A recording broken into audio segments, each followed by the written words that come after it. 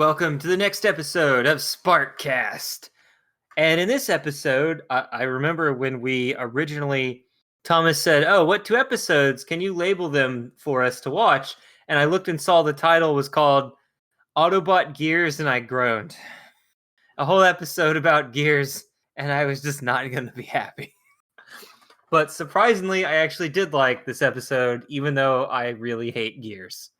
So, anyway, You hate Gears? I told you I hate Gears, followed by Huffer right after that. But no, I have a intense hatred for Gears. I hate him. Just because of the way he was in the comics growing up and in this TV show. I don't think anyone likes Gears. I mean, I don't see enough of them to have an opinion. He was very prominent in the first 3-episode pilot, but for some reason wasn't really in the rest of season 1 after that.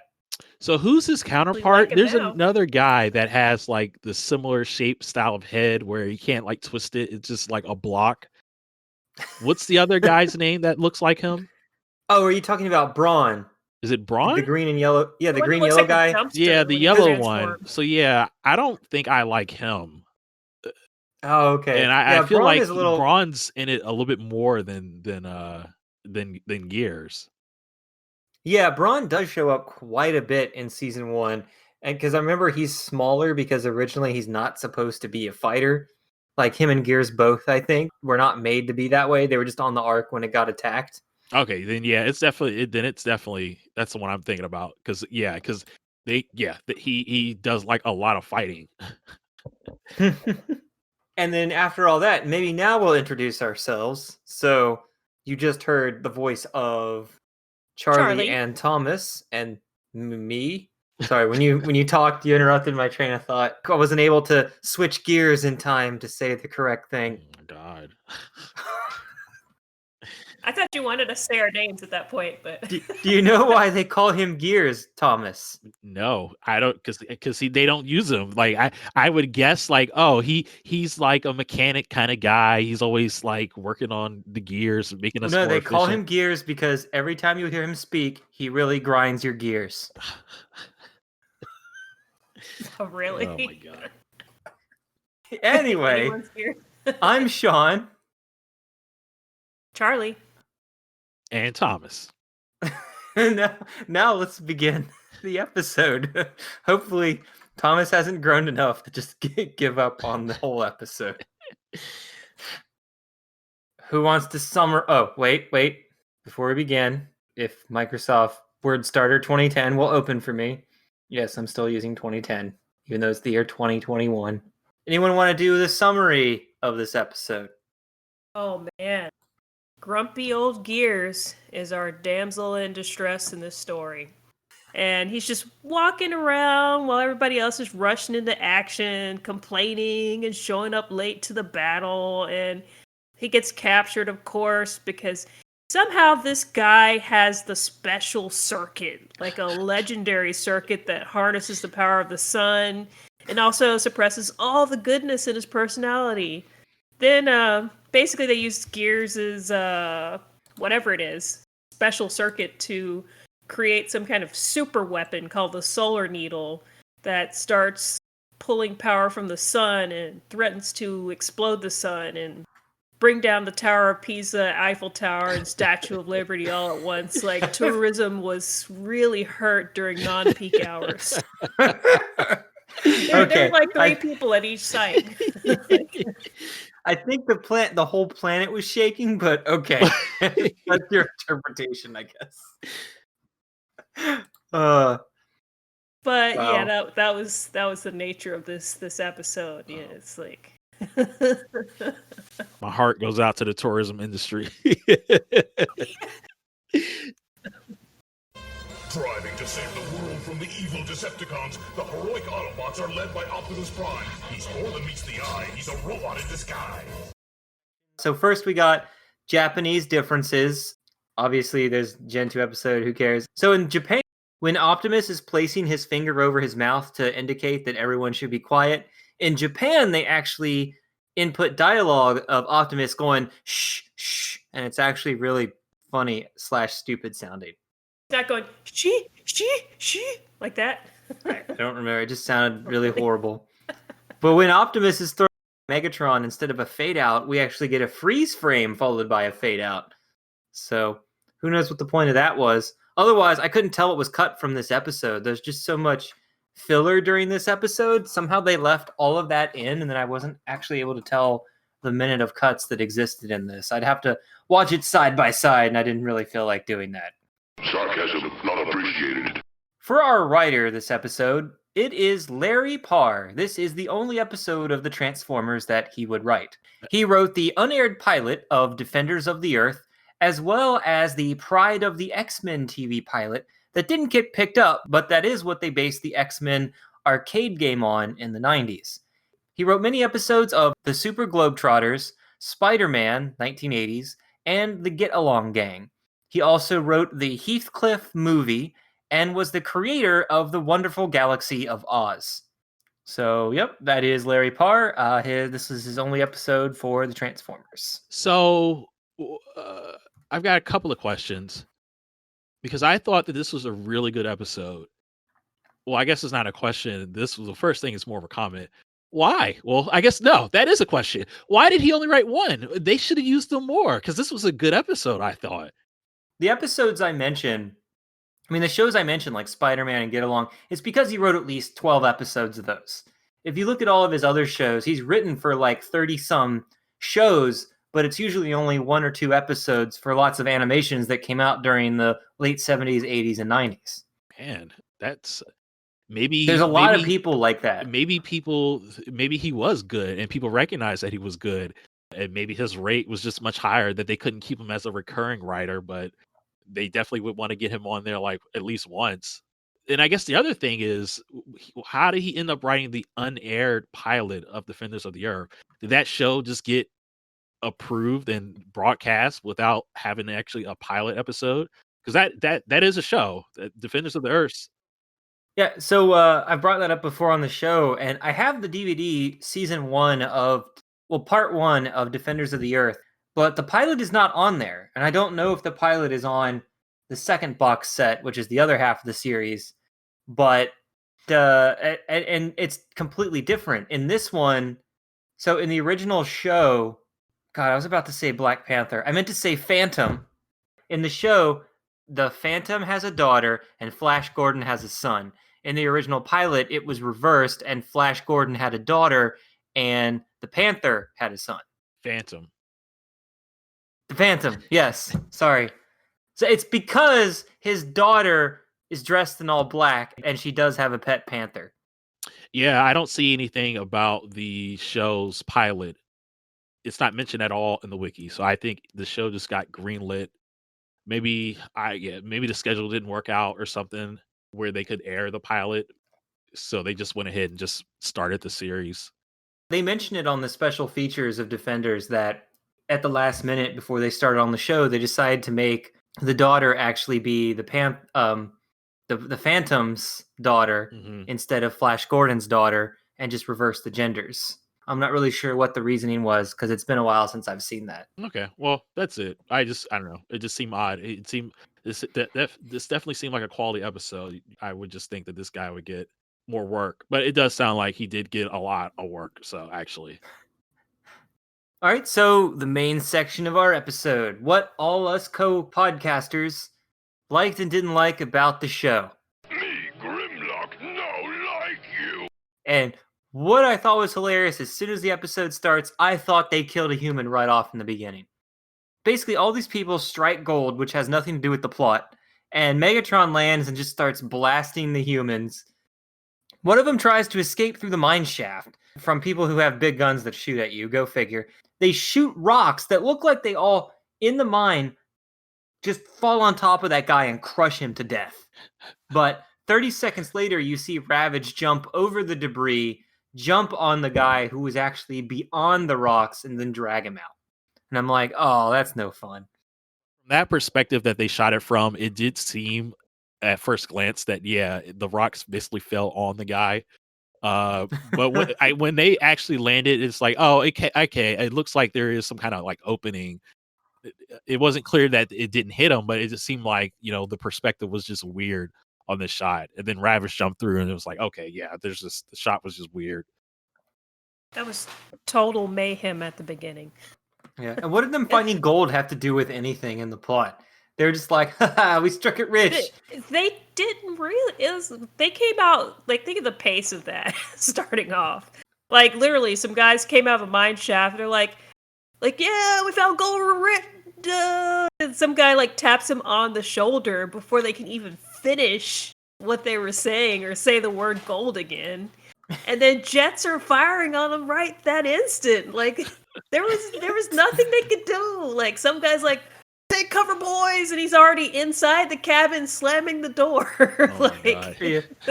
And I'm just like, I'm imagining them going back after the battle and being like, yeah, our gold's still here. And I rise, here I come. There's a guy like 2 seconds later beating off Ravage Cassette, you know, like it's like they didn't have time to even. That was definitely not part of the story. It's just where we got thrown into and where we began. We just had to see some humans get good before, you know, oh God, our lives. Well, they just attacked some random miners that were just minding their own business. But, I do think that this plays into, it seems like the theme of this season, where it's like we have to establish that the Transformers War does take place in a functioning society. Like there are humans and there's consequences to actions and stuff like that. So just like how they were doing the hospital, the military base, now we have just, you know, just regular like miners just doing their thing. So I liked at the beginning how Bumblebee calls out Gears' flaw to him directly. He says, it's your squawking that's right to his face. It's like if I just came up to you and said, hey, Thomas, you know what I don't like about you? And then I just thought that was hilarious. Well, obviously it's set up to show why people don't like him, because one of the minor flaws in this, he only complains right at the beginning like once. So you don't actually see how he changes too much. You don't see how he is normally in the beginning too much before he changes.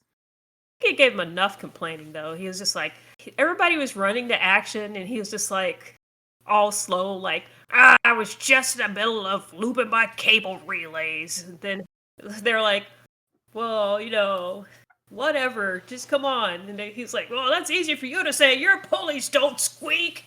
And he seemed like he kept complaining. Yeah. And so you got a good idea of his personality, that he's an old guy, or a grouchy guy at least. He's the grumpy dwarf of them all, and he's that archetype character. Is he the only grumpy archetype in this? Or well, you've also got Huffer's the complainer, who's always like, we're all gonna die. Why do we even bother? And you've got Brawn, who sometimes seems to complain, but he's usually complaining about the Decepticons, not actually the way Gears does, though. It seemed almost a little generic that he had that archetype. Like, you know, Smurfs had that, Dwarves had that, can't think of what other shows. Oh, like the Seven Dwarfs? Yeah, the Seven Dwarfs. Is there one that complains all the time? There's probably one on the Snorks. There's probably one. Well, on the Smurfs TV show, there had to have been one. There definitely was. And wasn't there Grumpy Smurf? Yeah, Grumpy Smurf. And then there was a Brainy Smurf who's like all nerdy, and you know, like Handy Smurf who's good at fixing stuff. And... Was there a Grumpy Care Bear? Yes. Oh no, that show was too positive. Negative traits like that, Thomas. You shut your face. Grumpy had a little storm cloud on his stomach and little, like, you know, like tears coming out of it. What? Isn't that one of the Care Bear cousins or something? And he was like a kind of a dusky blue kind of color. He just was there a grumpy version, a grumpy character in Gem, or the GI Joe? Was there grumpy GI Joe? I was just imagining GI Joe. Was there grumpy Alvin and the Chipmunk? a grumpy Muppet Babies. Would that be Simon? No, not quite. No, I'm now just naming these really dumb grumpy shows. The Care Bear's name actually is Grumpy. Muppet Babies did have a grumpy character. I can't remember. It did. Yeah, that's right. They did have. There was a grumpy one. Yeah, and the Care Bear. Yeah, his name is just Grumpy, and he has a rain cloud with rain coming out of it. And then And then Garfield just came and just shut that whole trope down. He's just like, nobody wanted to do grumpy characters after that. Whole show was about just one grumpy character for the most part, kicking the crap out of the dog that he lives with. There are some things I did notice. The animation and the shading in this episode, it seemed really detailed too, and very bright. Like, this was much brighter than some of the other episodes, I thought, for some reason. But I also noticed there was a new laser sound effect for all the Autobot guns. I actually liked this sound effect too. What did you guys think of Optimus putting his mouth to tell everyone to be silent? And then Ironhide has this giant grin on his face and makes a little symbol where his thumb and index finger touch to be like, okay, Optimus. It's so hilarious. No, I was really just thinking about that particular sequence in general. Just like, oh, now they just know tactics like that. They never really showed off that kind of like. Well, you can't have tactics when you have Cliff Jumper in your party. He just blew everything out of the water. Like he's always like, Decepticons, we gotta attack now. And Optimus is always got to be like, whoa there, simmer down. And they're having a civilized discussion about martyrdom and who was going to go sacrifice himself and who was more expendable than the other. And he's like, to hell with all this, I'm gonna go jump in front of that solar ray right now. And I hate how they didn't do a good job of showing what happens, because he's like, he jumps into that. No. They did show it. They show what happened. He failed. He failed to do what he was supposed to. Yes, well, he said, but then they say that he succeeded, and I can't tell what they're talking about. No, he did not succeed. He failed. Because they had to go in and basically just try to fight because he couldn't do it right. Because he was supposed to jump into the part where the sunlight was going in. So he aims for the top of the solar needle thing or whatever, but he hits the side of it. He falls short, and the machine continues running. Yeah, because they clearly say you have to go into the hole, but then he goes into the laser part, and yeah, he hits. And then they immediately say he succeeded, and they start charging the base. No, yeah, he didn't succeed because they didn't animate that properly or show it properly, because the audio hum is still going on. The electric bolts are all around those little pillar areas, right? And I'm just like, so what happened? So yeah, because the machine is still working. I mean, like, because the rest of the episode is still there. There were several other attempts after that where they're trying to shut down the machine. So, yeah, I think they were just trying to shut down the force field to get access to the interior of the base, because even Megatron's like, the force field is down, but visually and audio it still shows it isn't. But yeah, I kind of had to think about like what actually was achieved like when that happened. But I was like, yeah, the force field's gone. You just have to believe the force field's down. Now they can go in and try to shut it down. Yeah, too bad you don't have, Skyfire this episode. He could just float in the hole and stopped it himself. But there was there's one funny thing where when they kidnap Gears in the beginning, Optimus just looks up and says, they've got gears. And all I can think of is, so? Exactly. and later the earth is shaking and Optimus is like, we should prioritize saving Gears. And I'm like, dude, the entire planet's in peril. I think you can put him aside now. Oh no, that was Optimus. Says to Bumble, yeah. Somebody says that, and then Optimus is like, "No, we gotta save the planet. Gears is on his Bumblebee's like, no, we're gonna hurt Gears," and yeah, he just. Well, no, he does say they should prioritize it before that scene happens, and then all of a sudden it's like, well, the world's gonna maybe end, so screw it, we just got to shoot it anyway. Right. Optimus said, "Bumblebee, in order to save the sun." That's a chance we're going to have to take. I do like how there were. It made me. It was pretty funny how like Starscream had to get smacked like multiple times by Megatron for basically acting all bloodthirsty like Cliff Jumper. He just kept not following the plan. He just like, screw it, I'm just gonna kill this guy. So what happened? Yeah, he at the beginning of the episode, he wanted to kill the miner and ruin the plan. Then after that, he wanted to shoot Cliff Jumper because he said something snarky, or not Cliff Jumper. He wanted to shoot Gears in the back because he was saying something snarky, and then like Megatron. And then he previously wanted to shoot Gears when he fell in the hole, so that's a third time. Oh yeah, yep. And then there's a fourth time too. Yeah, because then Megatron just hits him or wants to just beat him up just because Starscream was questioning. He was, what did he say? The planet was shaking and everything was going wrong.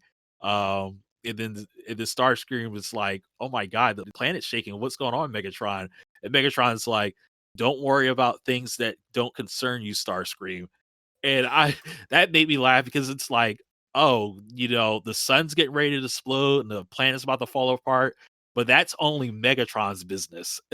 Yeah. It was And, just- and did you see at the end where Megatron starts telling them to kill all the Autobots, and Starscream is just so happy he gets to kill things now. He's like, "Finally, haha, you heard him," and just starts like going like he seemed a little happy because he's like, "Yes, I can finally start killing things." yeah. This episode, his character seemed to be a little bit off the way, just throughout the agree. whole episode. It's just like, I have a gun, I have to use it every second, and it just seemed Well- odd this episode. He has snarky remarks to Megatron, like he's always slightly undermining Megatron, but apparently not this time. He wasn't smart. Starscream this time. He was just man. So this is kind of funny. I liked Starscream being told something's behind him, and he's like, "You expect me to believe that?" And then, bam, just randomly rammed by Bumblebee. And then later you see Thundercracker jump kicked by Ratchet, and that was also Oh my equally god, hilarious. that was hilarious. So that's one of the elements why I like this particular episode and think it's a good one, because there was a lot of action that wasn't just both sides just firing errant shots at each other. They actually got into it and like mixed it up. It was more than just gunfights. It was just hand-to-hand combat, throwing people around. Optimus and Megatron fighting on top of the steps, just putting each other in chokeholds, and Optimus losing his footing, and then that's when Megatron takes the chance to pick him up and throw him down the steps. It was just like there's a lot of different stuff going on, and I really appreciate that stuff. Was it in the last episode where Optimus like kicks Megatron, but he doesn't really kick him because he's flying off by himself at the same. Well, that was this episode, and it simultaneously. was weird because you're right, because he kicks him, and it seems like he's just gonna he kicked him hard that he's just flying out of here.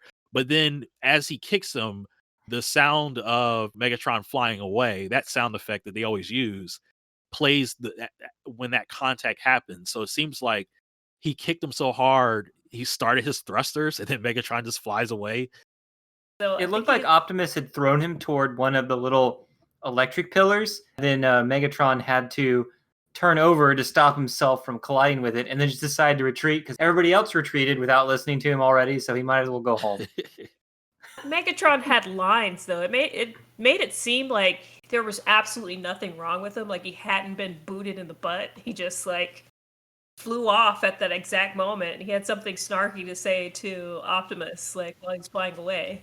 Well, the way the animation was, I thought that Optimus had actually thrown him over there, and then he just started flying halfway through to stop himself from hitting the ground or the pillar or whatever. Yeah, it definitely seemed like what was happening was Optimus did something to Megatron, but I Mhm. guess Megatron just completely no-sold it and was just like, "I'm just leaving. I don't care what you did." That's what it looked like to me. As Yeah. long as they I'm were outta here fighting, anyway. they both came out of it pretty unscathed. Like that was a pretty long fight sequence between those two. They look like nothing happened to each other. And one thing that was funny, I like how they're like, "We got to get through here," and so they just start shooting all the trees to drive through it to get to the base.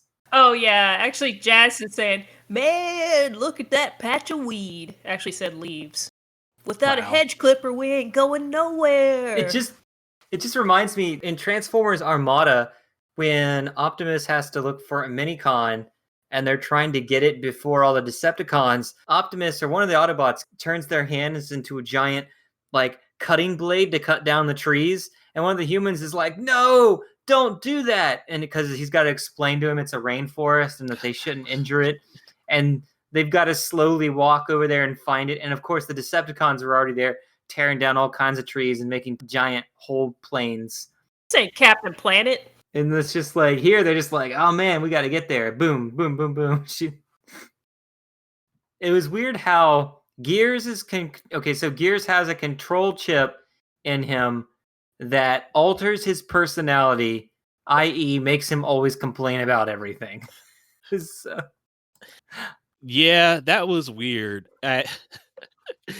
Yeah, when Megatron basically explained that, I was like, oh, well, this is definitely extremely. This is probably the most contrived thing they ever have described in this show. It's like, of all the people, you basically have the plot device literally built into you for this episode. And yeah. it was like, Are they saying that he is just a robot / slave without his chip, and that is the only thing that gave him a personality? I think he actually is just passive aggressive without the chip. The chip made him aggressive, but without the chip, he doesn't act on it. He just holds it in. Yeah, because when he's got the chip, people are just telling him what to do, and he does it. He has no free will of his own. In fact, to help save the day near the end, he has to wait for Optimus to tell him to do it because he can't do it on his own. He can only do what people order him to do. well, he doesn't do what people are Oh. ordering him to do. He can't help but be nice. So if you ask him in a certain way to do a favor, he can't help but to do it, be nice to you and do it. So But he actually says, "I love being Bec- a slave." well, yeah, he's in a way Being it's sarcastic, I well, think. yeah, the way that he's being exploited, yes, that is definitely they're treating him like a slave. But remember, at the end of this episode, when Optimus was trying to tell Gears not to do something, Gears wouldn't listen. But when Optimus he got the idea that okay, maybe I should ask for a favor, and then that's when Gears listened. So you could Oh, you okay. could tell him stuff, but he won't do it unless it's like in a way some kind of obligation. Like, hey, you want to do this to help me out? Not like, do this now. Right. That was rather complicated, like the thing that was going on with him. I liked how he still seemed to be flicking people off while he was being nice. Like, Yeah, you know. even at the end of the episode when they're not going to give the chip back, he's still being nice, but he's like, guys, I totally want to be angry at you, but I can't be because I don't have my fucking chip back. Well, no, I think the last line he had was actually like, okay, that's definitely not what he was supposed to say. Because what did he say? Because Starscream He was said harassing him, basically- and Hey, he he said says- something nice. Like he was saying something like, I don't appreciate the way that you're saying that, but I'm just gonna carry on. Like I really feel like I would be upset with you, but I'm not for some reason. But at the end of the episode, when they wouldn't give him the chip, he was like, "Give me the chip, or I'm gonna kick some transistor." Well, no, he actually said it with a smile because he still had to be happy. Well, yeah, he said it with a smile, but that was like explicitly like that's like violence. Like I'm gonna do something bad to you if you don't do it.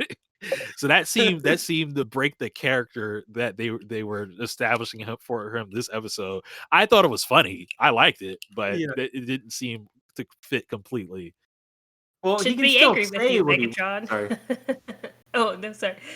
I said, you're saying, I should be angry with you, Megatron, you son of a retro rat. Oh, But yeah. for some reason, I just can't get too upset. Retro rat. Yeah. It's like And he's why cursing why- people. And why is Starscream trying to defend what people say to Megatron? Is he trying to get some brownie points by going, "Ha! I stood up for you, Megatron. Me, Starscream, stood up for you." He was probably just looking for an excuse to like shoot somebody for this episode.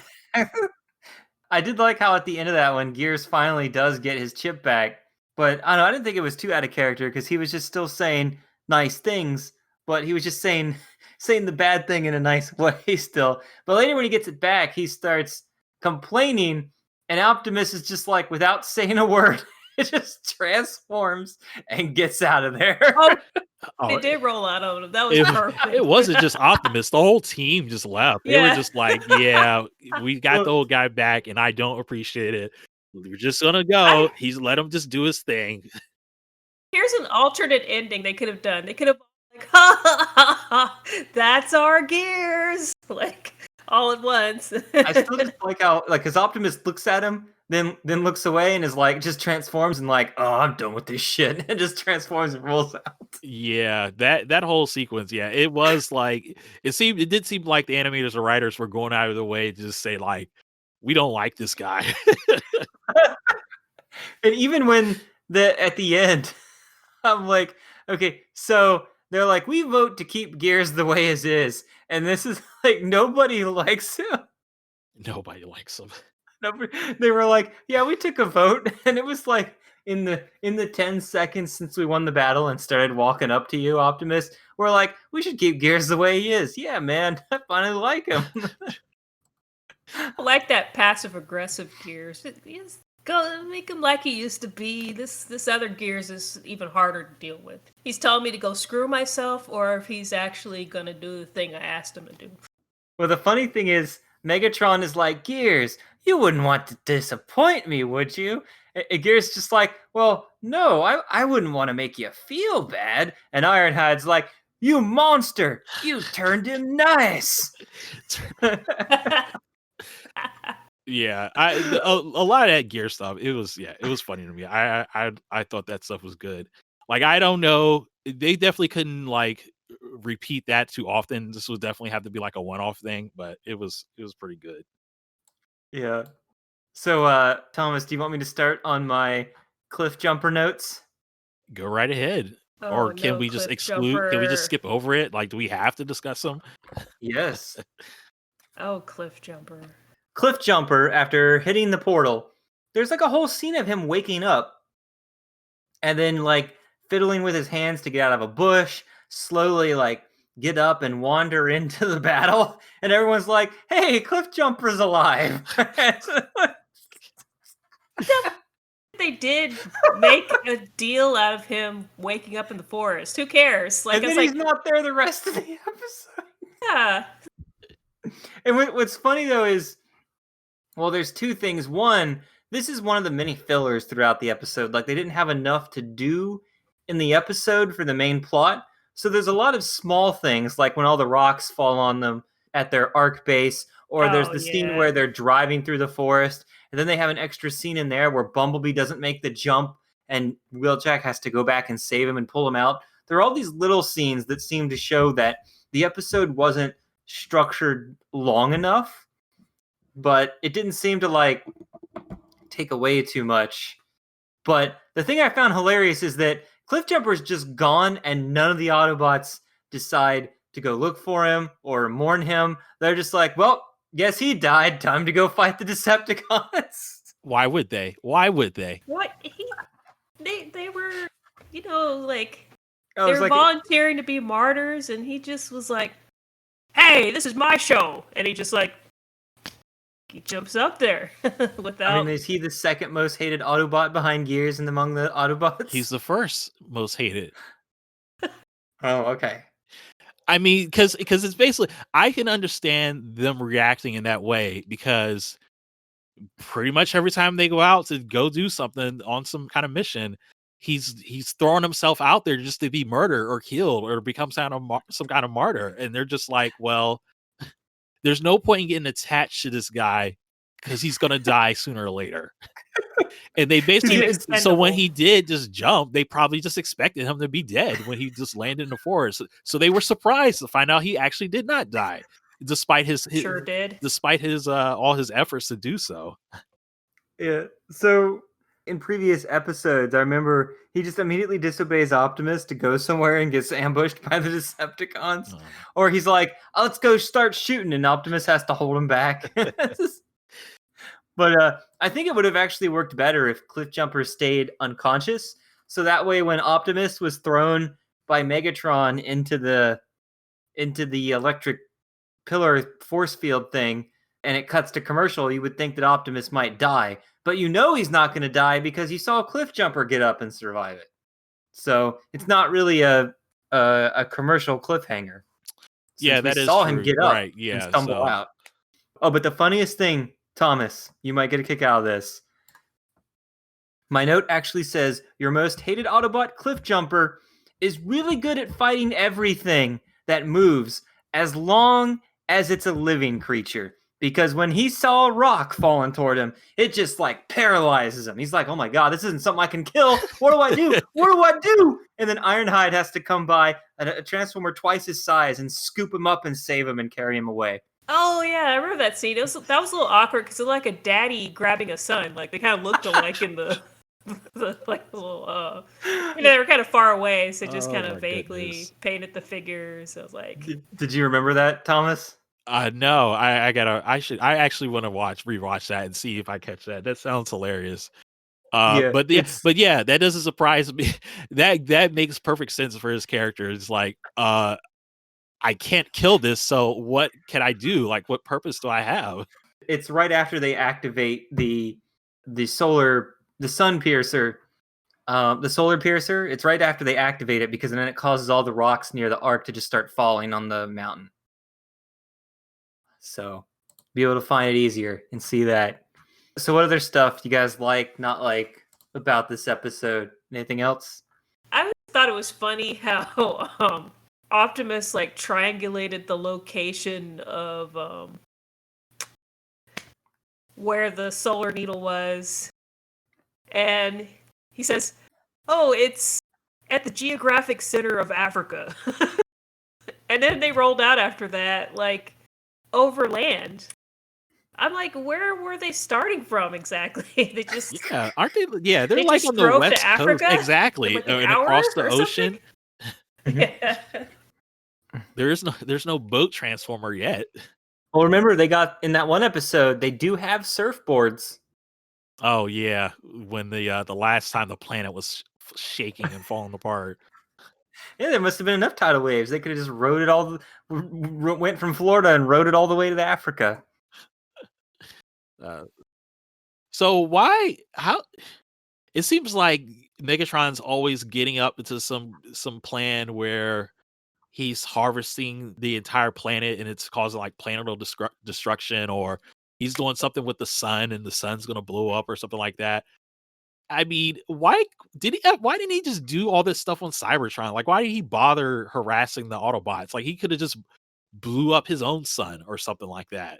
Well, they can't get back home yet, the Decepticons. But I mean, before they left Cybertron, like, why did all these plans he has? Like, why didn't he just do that back home? They have a sun? It looked pretty dark on They Cybertron. have to have a sun. I don't think they have a sun. They just have 2 moons on Cybertron. They don't have a sun. They don't orbit a sun. Or the closest sun. I mean, there Yeah. has to be some kind of sun nearby. Energy to steal in the universe. After that Ultimate Doom episode, Cybertron is just now floating through space. It's not where it used to be. I don't remember that. So what happened? Where Cybertron was space bridged right next to Earth, and they put a giant explosion between it and Earth to push Cybertron away from Earth, but they didn't teleport it back. Oh, that's to where right. It was going to like So- merge, or they were just going to collide. That's right. So now Cybertron is just being propelled Just in the a opposite random direction straight of line Earth out at into the time, universe. just somewhere. Yep, just somewhere. And then the space bridge still manages to work, huh? I wonder what Shockwave thought about that. God, that's hilarious.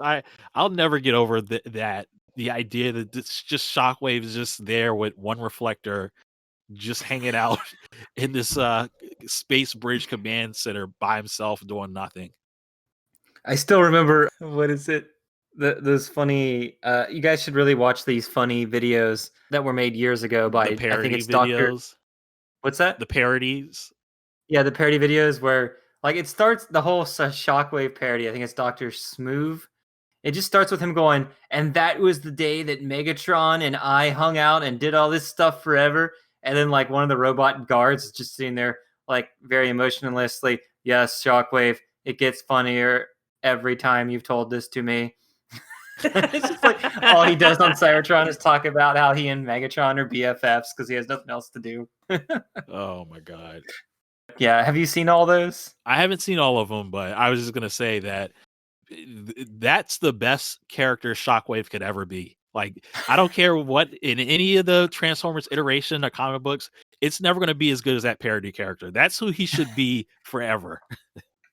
Oh, don't tell that to young Sean, who thinks he's awesome from the Marvel Comics because he comes in, intervenes while the Decepticons and Autobots are fighting, and is able to just basically take out everyone and upsure Megatron's command and become the new ruler of the Decepticons. I mean, I think he is definitely capable of that, but I do like that he just never does that because he's just this crazy fanatical loyalism to Megatron.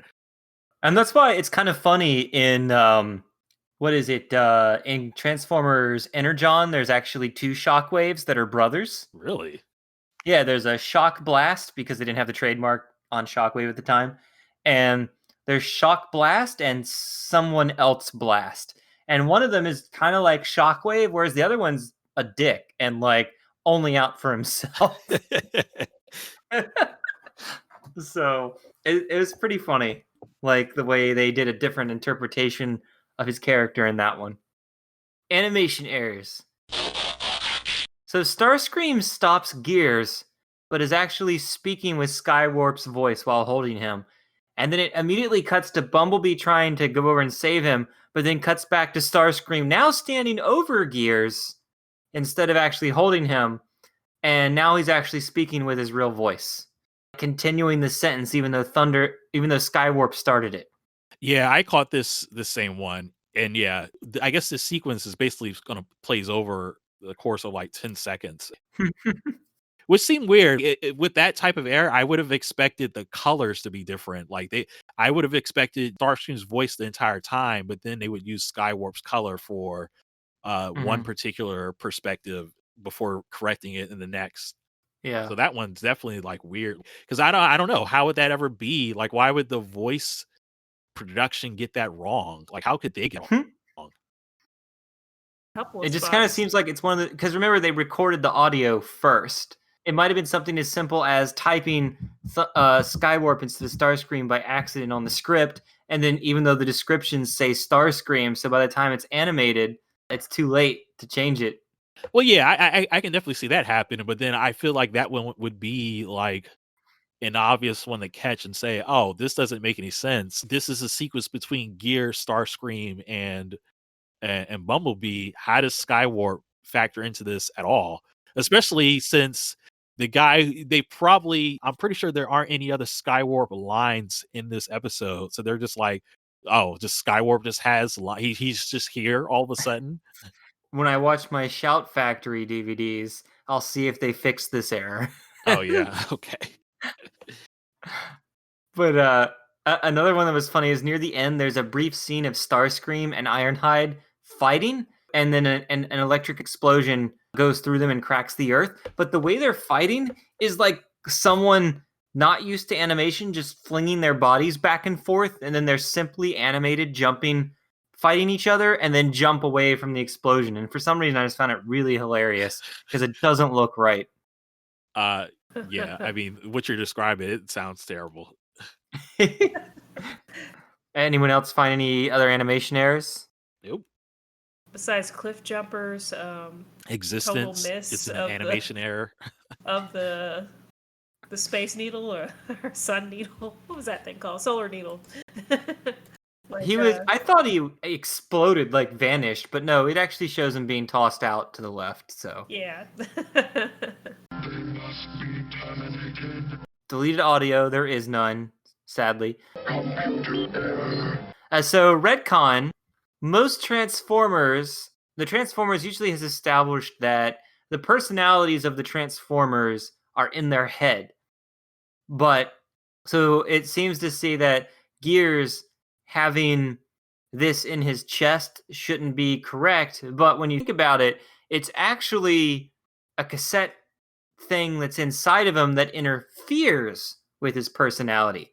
So his personality probably is still in his head. It's just whatever circuit is there interferes with his personality. That isn't actually his personality circuit. Yeah, that makes sense. Later, they will reveal that in later seasons, the memory circuits is what's kept in your chest. Whereas, personality head, Memory Gears had a circuits just. special circuit. His was special for some reason. Yeah, we don't even know what it was used for. It was just needed for the plot, and that's all we need to know. I do what I want when I want. Starscream's blunders and other stupid moments. Charlie, what have you here? Oh boy. Did you notice at the beginning, or maybe I was just confused, but there's this part where Optimus says, "Give up, Megatron, you've lost." And Megatron says, "Oh, on the contrary, I've just begun to triumph." And then he turns into a gun, and then he shoots the cages the hostages are in so that they can run free.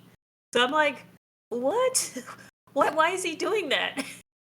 Well, remember, Optimus says, "Wait, don't fire for fear of the humans. We might injure them." I'm like, what? The humans that are way below your knee size? I mean, that you can shoot over? Or is he worried that the Decepticons will return fire and accidentally hit them? I didn't get that. I'm like, how's that part of the plan? It's like, oh, I'm just getting started. Let's see what the hostages do when they're freed. It's like he shot the cage and there they go, running away. I guess he just used them to lure the Transformers in. And then a little while later, you see a couple of them locked up again. So I'm like, what is going on here? Oh wow, really? That must have been an animation error then, if they were still locked up. I think it seemed like they were having a dialogue there though, like about something. I have to go back and look at that, but that's really odd. I couldn't figure out why he would free them in the first place because they're hostages, right? Whatever. And then in the earthquake/boulder storm, Optimus had a very awkward quote. He says, "Megatron's behind this. I bet my titanium torsion bars on it." So it made me I had to think about like what titanium torsion bars could be. What part of the Autobot is that? There's a portion it's at minute 13, second 13, where the Autobots are rushing forward to enter the fray at the Solar Needle. And there's all this clamoring, like they're all like, yeah, let's get him, blah, blah, blah, blah, blah, yeah, let's go. There's one guy who's just way late behind him, and he's like, yeah, get it on. Yeah, get it on. That was the most awkward thing. That's why I made note of the time, too, so you can just go back and watch it, because I didn't that see was that funny. part. I'm like, dude, you're late. I have some stupid things here that are pretty funny. So Starscream is going to kill a human, but Megatron wants him to call for help. But, one, he previously said not to let any humans escape, because he was like, I don't want them calling for help, but then his plan is to have them call for help.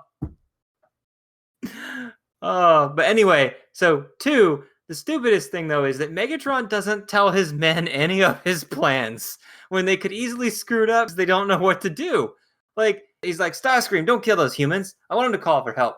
Starscream, don't kill Gears. I need his chip. Otherwise, that whole thing we built in Africa is going to be completely pointless. I didn't tell you what we were doing in Africa, but whatever. That's because I'm not a good leader. Well, he doesn't even know himself because, like, I guess Optimus had to tell him that your thing is going to blow up the sun, and Megatron. Oh no, not just Optimus. Starscream also warned him. Yeah, and Megatron's like, I don't believe you. Or like, so what? It's like you didn't even know what was going on. Like, and what is this? The fourth or fifth time that Starscream is warned, or Optimus has told him his plan is going to do something, and he doesn't believe them. Yeah. It's always one of them two that's telling him, and sometimes they both tell him together, like in the Dinobot episode, and he still doesn't believe him. That's funny. But yeah, I'm just like, tell your men your plan, okay? Because Starscream could easily screwed it up. Like, what if he just blew up Gears? And you're like, no, my control chip. All that time, well, I was going to say and money, but they don't use money, that we invested in making that Solar Needle. Now it won't work because you blew up Gears, who was instrumental to my plan, who I didn't tell you about. I mean, in one aspect, I do kind of get it. If Megatron was actually aware of the consequences of the actions of this plan, he probably still wouldn't tell them, the rest of the Decepticons, because they might not have bought into the plan of destroying Earth and the sun while they're trapped on it. Well, he doesn't think it's going to destroy the Earth because he wants. Okay, so Well, no, all he of those doesn't. little But pillars. if he realized that that's what was going to happen, one, would he have stuck with that plan? And if he did, he probably wouldn't have told the rest of them. But you saw they have what, like 12 pillars around the solar needle, and you see Gears and Soundwave and everybody. Each one of those produces an energon cube every like 30 seconds the whole time this thing is active. So it's actually producing a ton of energy. It's just, he always Megatron is so stupid. He's always draining everything all at once instead of trying to make incremental things to have it active forever. When he had that dam, he's like, aha, we'll flood the dam and blow it up. But before that happens, we'll make a few energon cubes. Instead of like, say, just converting it and making like one energon cube every 2 hours. But no, he's got to make 20 energon cubes in 5 minutes and then blow the whole just set thing up some solar panels. You don't have to drain everything out of the sun immediately. Yeah. So my other stupid thing though is that Starscream almost helped the Autobots for like the 12th time. Only this time, nothing happened as a result of Starscream's actions. He's defending Megatron's name by Gears making fun of him. He shoots Gears, misses Gears, someone who's right in front of him, not even trying to dodge, hits the lightning barrier thing. His blast rebounds, explodes in front of Starscream, Megatron, and Gears, knocks Gears into the air, where he knocks into Soundwave, knocks the Energon Cube out of Soundwave's hands into the barrier, and the explodes in the barrier, all this lightning around Starscream, trapping him in a mini cage of electricity. I'm like, these scenes, wow, they just they exist to show how badly Starscream can fumble everything around, and it's hilarious. But it also serves a story purpose. It shows that they can't shoot these things to blow them up. So it does serve a story purpose, but it also is just hilarious to watch Starscream screw everything up. Well, that actually confuses me because, like how many barriers have been set up? There was a barrier around the whole entire Solar Needle setup, but then the individual transmitter things, they have their own barriers. I think it was one main barrier. So yeah, the one that Cliffjumper supposedly broke, right? Yeah, but it was still shooting lightning bolts when they went in there, right? Well, no. Well, I don't know. But yeah, because Megatron was going to throw Optimus into one. Exactly. So that means that some of the barriers were still up. Like we have Starscream shooting, his bolts are bouncing off of the barriers. Like, so that just lets me know, like, hey, are there more barriers or was it just the one that still has been up this whole time? And they just realized they could just walk through it. They can't shoot through it, but they can walk through it. I don't know. It doesn't make any sense. Do you guys have any more fun, stupid moments, Thomas, Charlie? Don't. Soundwave lets Laserbeak loose. He immediately blasts the cabin open that the guy is dialing 911 on. But isn't that the cabin they want to call for help, though? They want to call for help? Yeah, they wanted him to call for help. Oh no, it's because the guy. No one gets away. So they wanted him to call for help to get the Autobots there. But it's like he busts right in before the guys had a chance to even call and be like, yeah, help. Exactly. Like Laserbeak blasts the cabin open just as the guy is like picking up the phone, pretty much. And Soundwave, I don't know if he really talks, but he's shown a lot. Opening his chest to not only eject Ravage and Laserbeak, but also put them back in, like, on 4 separate occasions. So I'm like, all right.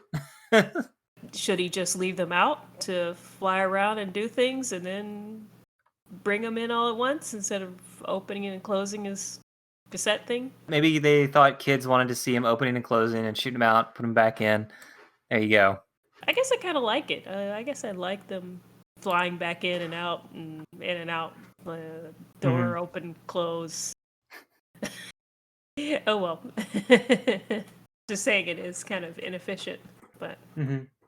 Hey boys, we're gonna be movie stars! So next we have the main character of this episode. It was Cliffjumper, right? Because he makes a heroic sacrifice to save the rest of his Autobot kin. No, I'm just kidding. It's Gears. Is it Gears or is it like, I don't know, what do we call this bastardized version of Gears where it's like Good Gears. passive aggressive Passive Gears, aggressive gears. good Gears? Wait, what's an? Oh, hold on. A synonym for Gears. Cogs. A synonym is something similar. An antonym for Gears. I don't know. Can you have an antonym of Gears? I don't think so. Okay, fine. It's just anti-Gears. There. Anti-Gears. Screw it. I don't need to think anymore. Done. Because Gears is prominent, he's the main character of this episode. So, unless you guys think otherwise, but The you main guys agree character. with that? Yep, he's definitely the Yeah. main character. A lot of focus on gears this time. Yeah. I'm wondering if we'll see more of that in season 2 every now and then, since they got to introduce like 30 new Transformers this season. I hope they like spotlight ones that we care about. Yeah. Well, we still got 6 more episodes of season 1 Transformers before the rest show up. We won't need to conserve it after tomorrow. We can bleed this planet dry. Megatron's energy. Obviously, he wants to harness the energy from the sun, somehow convert it into energon cubes, but he needed a control chip from inside Gears to do so. How does he harness so much from the sun that he's only able to make, like, I don't know, 20 energon cubes before it explodes? You think you get 1 billion out of the sun or I something don't like that? understand that. I mean, so maybe the machine, since it was just put together so quickly, maybe it's not that efficient. Maybe a lot of the energy is wasted, but Mhm. they're able to fill up 20 queues, but then all the other stuff is just completely wasted. Which makes Yeah. sense because the energy that's wasted probably just goes towards the planet being destroyed. Does anybody have any last thoughts on this episode before we go to the character spotlight? I do not. Nope. This character spotlight is Prize Gears. He is the grumpy Autobot who complains about everything. He turns into a truck thing. Charlie, do you want to read his quote and description? Nobody wins a war, somebody loses. So the first part actually sounds smart, and then it just sounds like it ends with a dumb part. Because, like, if somebody loses, doesn't that imply someone win? If you say instead of somebody loses, it should be everybody loses, or everybody loses something, or something to that effect. It just sounds stupid the way the second half description time.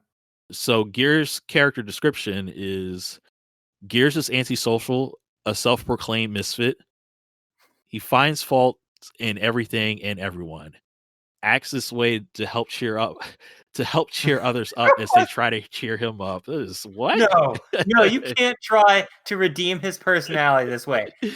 Oh my goodness, that's ridiculous.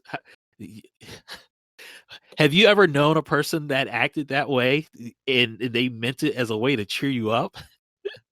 Let me just annoy you constantly and criticize everything around me. That'll make you happy. Okay, the way it describes it, it looks like he acts that way to cheer people up because it's funny, but at the same time, they realize that he's down, so they try to then cheer him up. I don't know, the way it's worded is really weird. But they never find it funny though. They don't Oh, seem you to know be they don't. amused. They only found it funny when they thought they could keep him nice. Yeah. All right. Tremendous strength and endurances. Totes heavy loads long distances. Launches to height of 20 miles. Floats down on compressed air. How? What is? We never saw that. Is that why his head is like fixed to be like aerodynamic?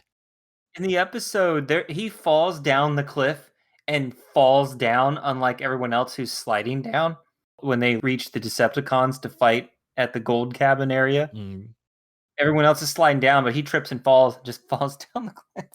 that's weird. Uh, He also becomes an easy target due to limited maneuverability. He can detect infrared. oh my god, it's not all flaws. That last sentence redeems it. No, I'm just kidding, it doesn't.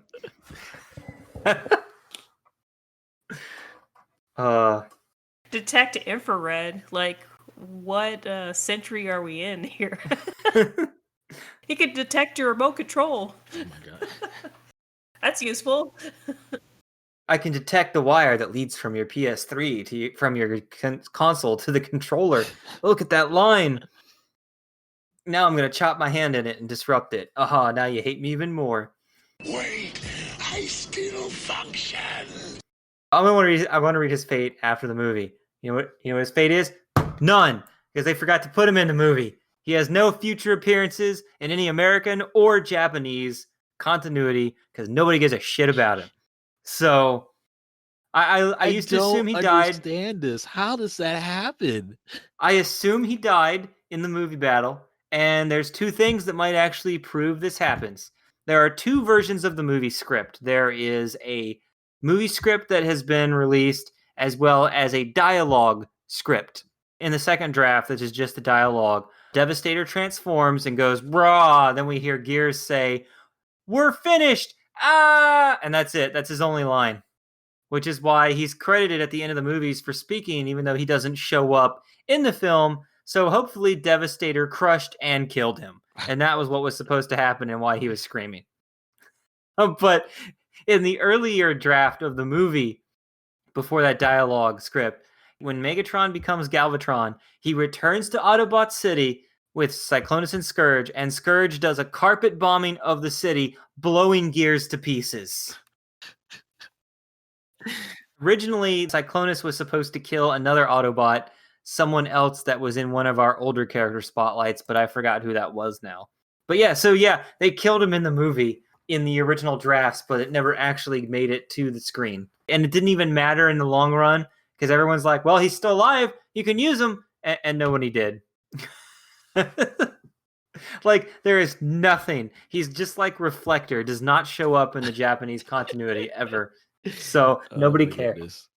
God, he doesn't even show up in any of the exclusive comic books that are released with the figures all the time that are supposed to take place long after the Japanese continuity where everybody's back alive again. Even he still doesn't get back to life again. I guess, how does that happen? Like, so are there any other characters besides Reflector and Gears where they just like Blue Streak? That happens to Blue Streak? Wait, no. I think Blue Streak actually shows up in alternators and all that stuff. Oh, it's Brawn. Brawn is also this way. Brawn doesn't really show up anymore. The other guy you said you don't like, who's always like, I got a fish for your face, Decepticon, even though he's like half their size. Yeah. And his transformation looks like a dumpster. It's supposed to be a tank, but it looks like a dumpster. I forget who else we've covered because they're forgettable. So yeah, I just remember that there are a few of them. But yeah, Gears has probably got the least amount of figures. Sorry, this goes to the fun facts, but he's got the lowest figure count of any Autobot. However, he does appear in a lot of the spin-off books for some reason. Like he had the one figure in 1984, and it wouldn't show up as a figure again until 2014. As of 2020, he only has 2 full figures and 2 minifigures, the lowest of any Transformer in the known universe. Even Reflector has more figures than him. Now that's sad, but I kind of like Gears now. Now that I've really reviewed him, like this episode made me want a Gears figure. So he's like an Autobot you now want because you love to hate him? Yeah, I want him around complaining when I'm playing with my other Autobots. Like, if I were a kid, this would have been a fun figure to just, tell a story with. But yeah. I swear, before then in some of our episodes, I'd be like 8 figures, only this many, or 6, but it always seemed to be, I just remember Brawn and Reflector, and I seriously can't remember if Blue Streak had a low amount of figures or not, but yeah, this is the lowest. It would be so hard to make them. They could have even made them like really cheap, because they're the little ones. Like, they're smaller than the other figures.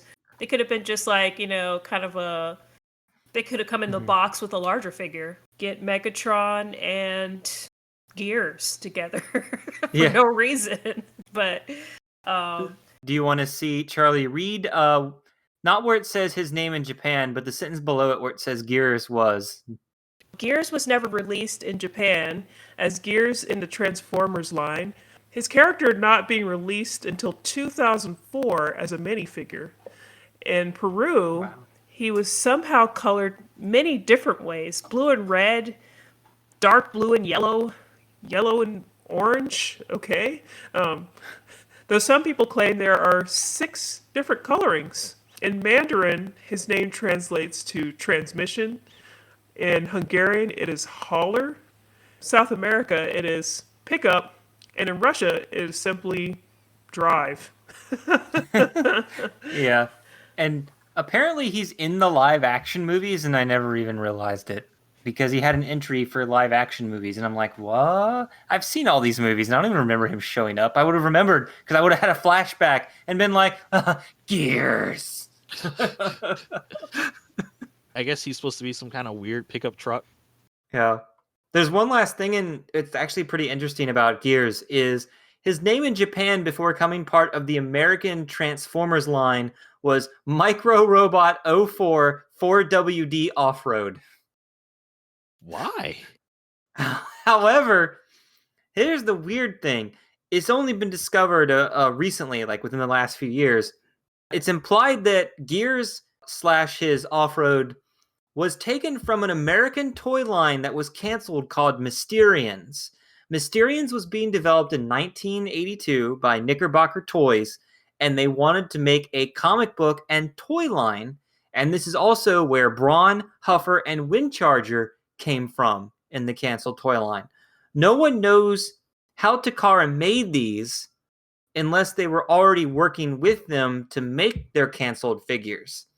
So Knickerbocker Toys went to DC, didn't like their story proposal, so they went to Marvel Comics to pitch a comic book, but then Hasbro bought the company and then canceled the toy line, and then the very next year, Hasbro approaches Marvel to make their own comic book with the Transformers, and that does get made in 1983.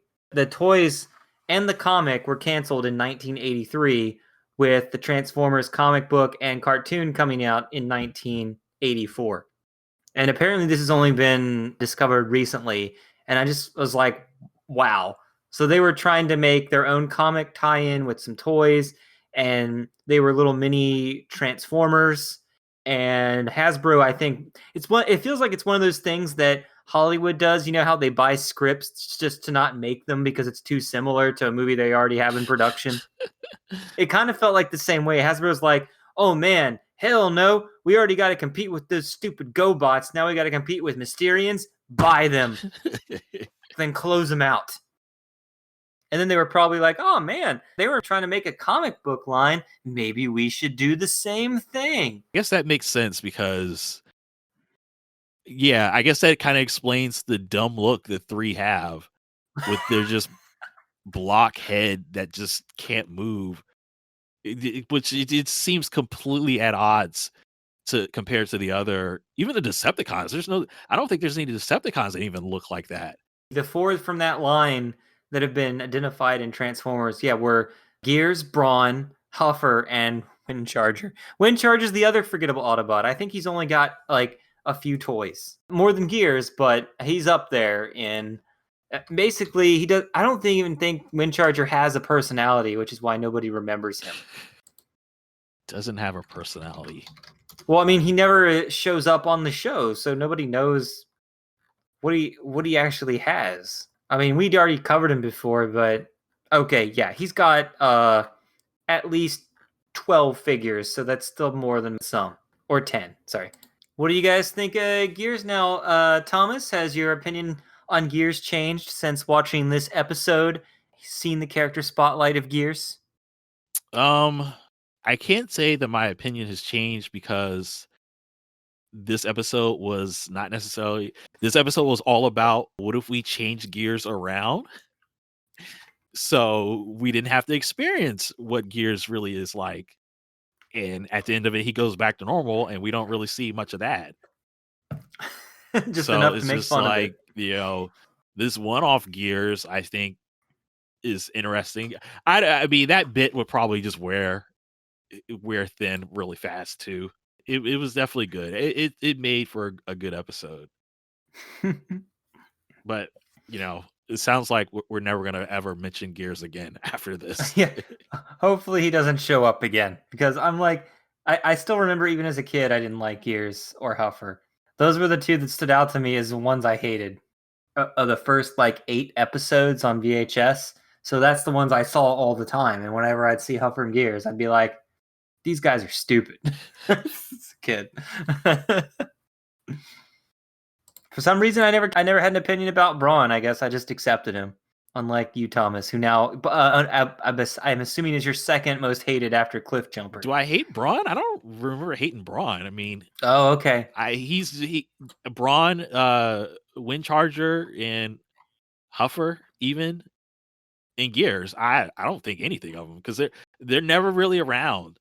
The last episode I remember with Gears and Well, Braun's around a lot. Gears He's and always there to Braun. talk. I remember them fighting the other guys. So Shockwave and what is the guy with the jackhammer arms on the Decepticons? There was an episode where Braun basically broke through a wall and he was fighting Shockwave and this other Decepticon. So I thought that was pretty funny that he was just like he just went all Hulk crazy on them and broke through a wall.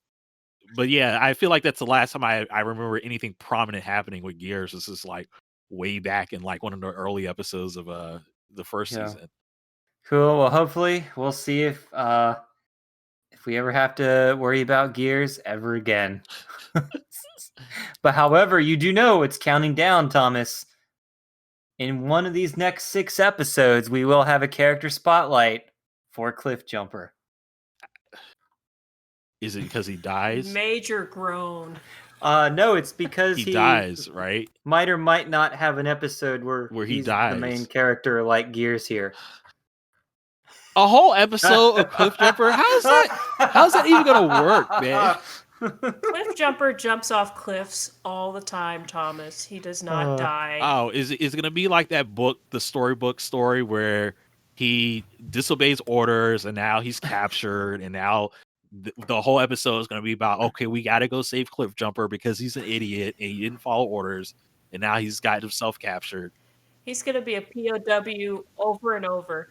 We're getting close because there's only 6 more characters from the 1984 line for us to cover in the 7 in the next 6 episodes. Because I got Sunstreaker and Sideswipe under 1 episode.